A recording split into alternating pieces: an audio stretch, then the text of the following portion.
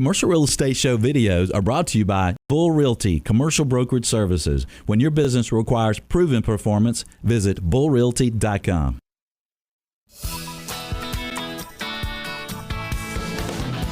Welcome back. I'm Michael Bull, and this is America's Commercial Real Estate Show. Would you like to know the absolute latest on any commercial real estate subjects or property sectors? Check out our show podcast. We have some great third quarter market updates for each property sector. You might like a show we had about the U.S. real estate market and REITs. We had Fitch Ratings, PricewaterhouseCoopers, and Ernst & Young on that show. It's very interesting. You can hear these shows while they're still available on iTunes and on the show website, commercialrealestateshow.com. Well, today we're looking at ways to save tax dollars and increase cash flows. My next guest is Debbie Rodkin, Director of Business Development with Bedford Strategies and Solutions. Bedford is an independent professional services firm providing sustainability solutions, capital solutions, and cost segregation studies. Bedford's cost segregation practice provides high-quality cost segregation services, and they've conducted over 6,500 studies around the country. Debbie Rodkin, thanks for joining us today. Thanks for having me, Michael. Well, Debbie, what is the quick definition of cost segregation?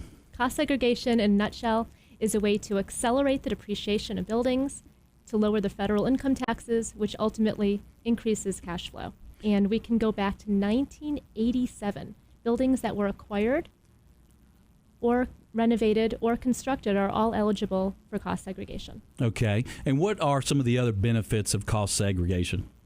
Really, with cost seg, you want to think about it as the time value of money. So you're going to have to pay taxes eventually. But if you are able to save $500,000 today, you can use that money to invest in your future, whether it's to offer incentives to tenants, to do renovations for your building, to buy inventory, whatever you need to do with that money, rather than giving it to the government. You're going to have to pay for it eventually. Think about it as cost segregation will allow you to have an interest-free loan. I like that. There's some pretty big numbers involved in the savings and cash flows of cost segregation. What are some examples of increased cash flows your clients have experienced? We have a client that has 11 self-storage facilities in Florida, and they were able to save over $4 million in current income. We have another smaller client who saved $50,000 last year just on the tenant improvements alone in his dental office. Yeah, this is pretty substantial stuff here, and I'm surprised more people aren't using them. I've had cost segregation studies done on a couple of my properties, and I really like the result there. Well, are there certain property types or price ranges that are better suited for cost segregation? Every property is eligible for cost segregation. The question, of course, is we want to look at the details to see just how beneficial can it be, and would the cost of a study make sense? So I would say the three top properties types that would benefit would be medical, apartment communities, and restaurants. And the reason why is there's so much with those properties that can be reclassified from a longer life to shorter lives, though they really make the properties even more beneficial. Okay, so you can look at a property before you engage the cost segregation process and get an idea of the savings that might be involved? Exactly. Okay. Any reputable company should be able to ask enough questions about a property, put together a feasibility analysis to see, does it make sense?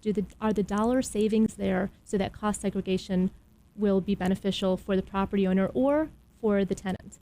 In fact, I put together a few different analyses to bring here today. And for example, if there was a new medical building that was built for about $10 million, say it was placed into service in December of this year, they may be able to save $1.2 million in taxes just from accelerating the depreciation. And one of the reasons why it's so good is because this year you happen to get some bonus depreciation. Wow. Okay. That's pretty significant. Well, how is the process implemented and how long does it take? Good questions.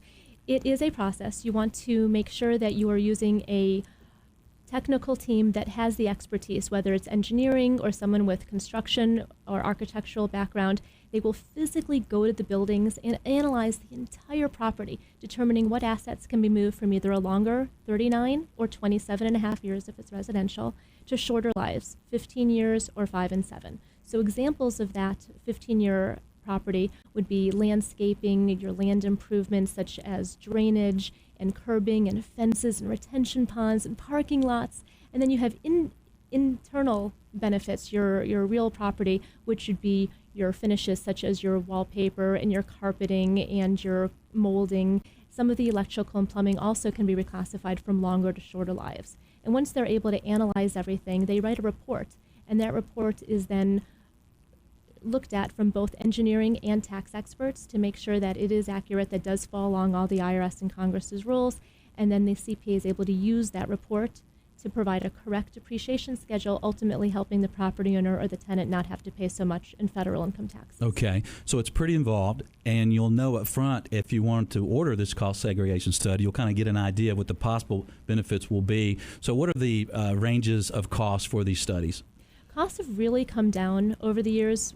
I know with Bedford, we've been able to streamline our processes and pass that savings along to our clients. So about 6.5 years ago, a study that might have cost $9,000 might cost $65,000 or $7,000 now. So it's a very, very affordable very affordable study, and the benefits will outweigh any of the costs. Otherwise, we would recommend to not do a study. Right. You know, there's two reasons to do cost segregation. The first is saving money, and the second is to have a correct depreciation schedule. Right. Okay.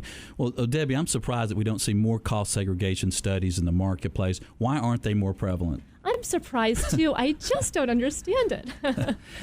I think one of the reasons is people don't understand just how cost segregation can benefit. I talk to people every day and they assume it's only for new acquisitions, and that's not the case. We can actually do a lot of look-back studies. So any property that was placed into service, meaning you could have acquired it or renovated it or bought it or built it rather, all the way back since 1987. Now that doesn't mean all those properties make sense. We want to look at the properties in its entirety to see, would this type of building make sense? And if so, we would recommend moving forward. Every time there's a change in ownership, somebody inherits a property or maybe partners break up and come together, there's another opportunity to do cost segregation. And or if they're doing major work on the property? Exactly. Okay. If they're doing major renovations, it's another opportunity to do a cost segregation.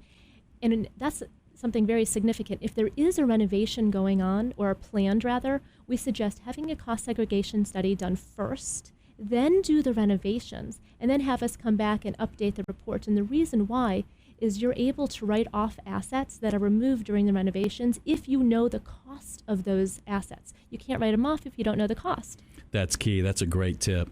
Well, how might a broker utilize a cost segregation study to better sell a property or to help get a lease done? Excellent question.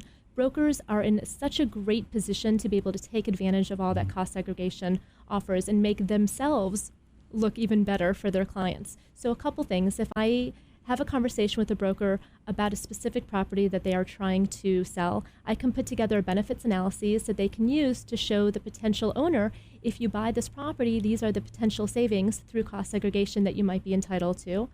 Conversely, if you have a property that you are trying to acquire, you're able to show the same savings to the potential buyer. So these brokers are just breaking your doors down, calling you all day, right? I wish. They should be. Okay. Well, quickly, we're short on the break here, but what are some considerations when choosing a cost segregation firm? You want to make sure that you're using a reputable company. There is the American Society of Cost Segregation Professionals that was started back in 2007 to really try to start and put together some standards for the industry. There have been so many companies that have kind of popped up over the years. Cost segregation was a real buzzword a few years ago. But not everyone uses the right methodologies. So the Audit Techniques Guide was published in 2004. It talks about six methodologies.